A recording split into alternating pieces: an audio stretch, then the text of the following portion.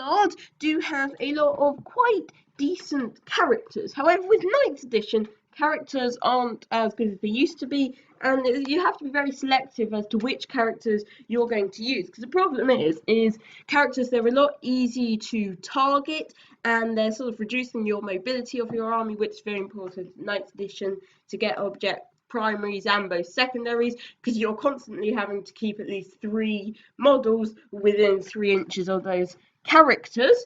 And also there's lots of missions that the opponents will do that will be to do with targeting characters or psykers, and they might get a lot of secondaries for that. So you've got to be very careful with how you select your characters in 9th edition. So I decided to give a nice brief overview tutorial over which characters you want with your Death Guard army for 9th edition.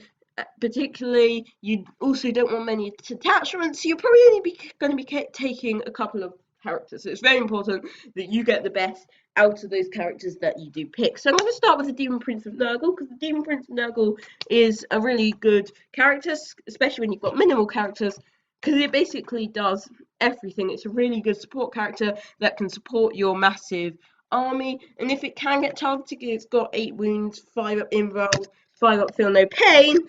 It's not exactly going to be the end of the world if it does get targeted, and furthermore, it basically does everything. So first of all, rerolls, hit rolls of 1 for everything within 6 inches.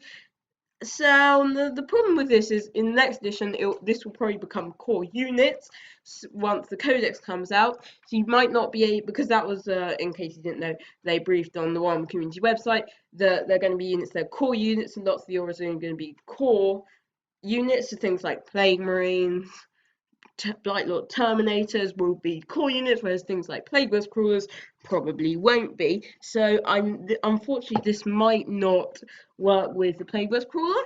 However, it's still really good if you've got a lot of infantry. Plague Marines are going to be very good, so it's very nice to have up there. And furthermore, you can keep it with the Warlord trait that allows all plague weapons within 7 inches to re-roll all failed wound rolls, which of course also really adds to it, because what it means is all these other units can re-roll their wound rolls, and this will still probably work for tanks because it's not going to be core units, because the way it works is it's like a plaguey aura and it's not actually influencing the troops themselves. I'm not sure if that made much sense, but it's probably not going to be for core units, so that will be very nice. And of course, as far as relics are concerned, you can also add the relic that allows you to add 3 inches to the range of all of these, so it can be a 9-inch reroll hit rolls of 1 and a 10-inch reroll all fail wound rolls for Plague Marines. Now this is really good because you also get a psychic power,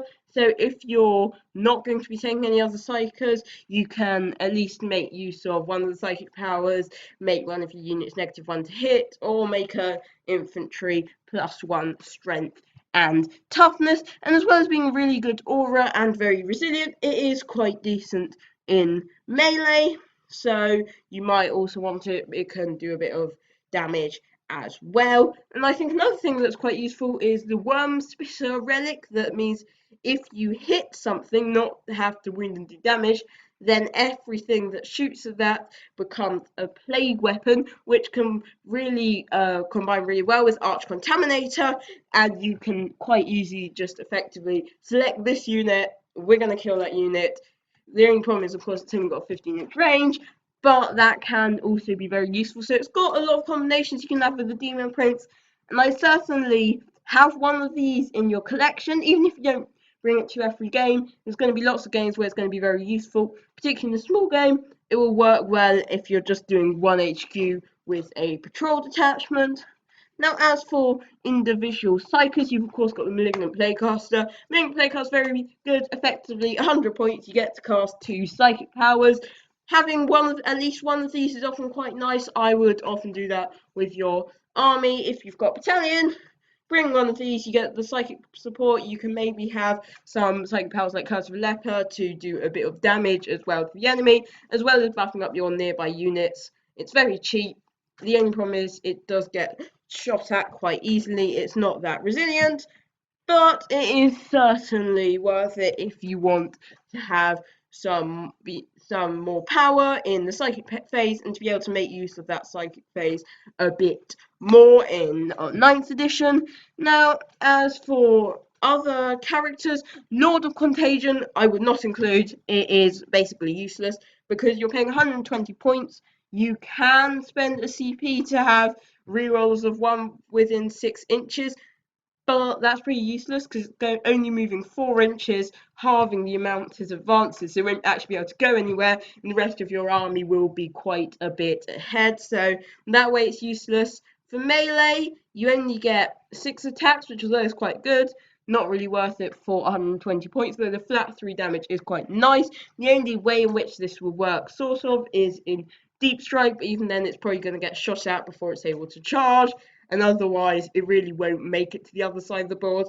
It's not going to do any damage till it gets into melee, which might not be until turn 4 or 5, and it's not really going to get any primary or secondary objectives, so it's pretty useless. I would not put one of these in your army. Of course, there's the Forge World character, Necrotius the Undying, as another Psyker.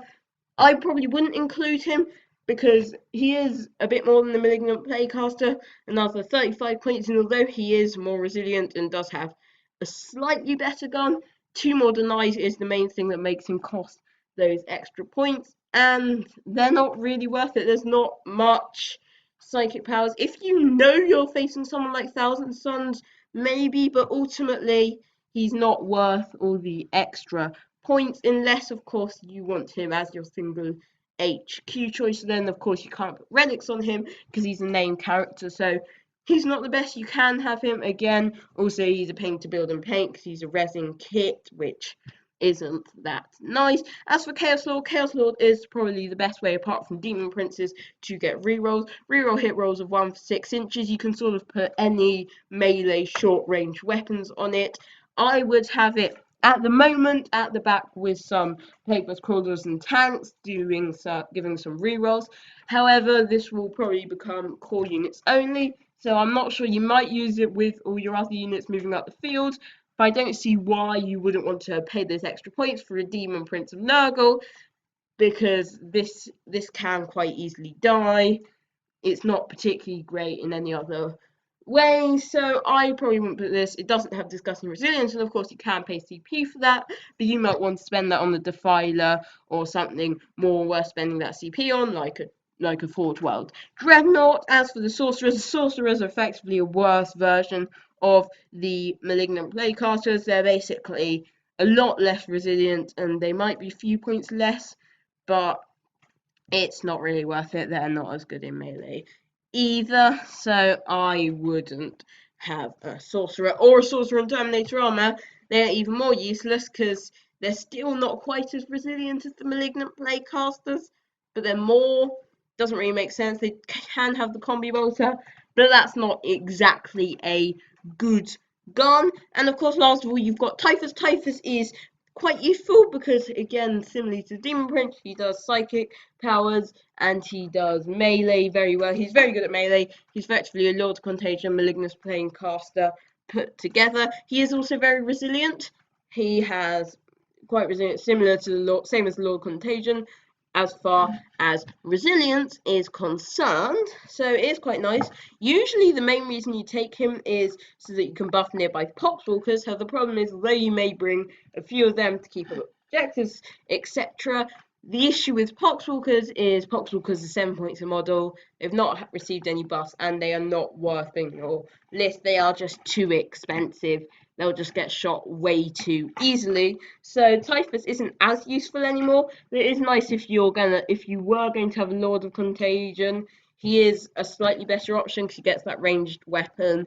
He, unfortunately, you can't have a good Warlord trait or any relic on him. That's the annoying thing. He comes with a rubbish Warlord trait, so that's the real problem. Although if you want a slight upgrade on the Lord of Contagion, you can bring him, although I personally just bring Demon Princes or Malignant Playcasters.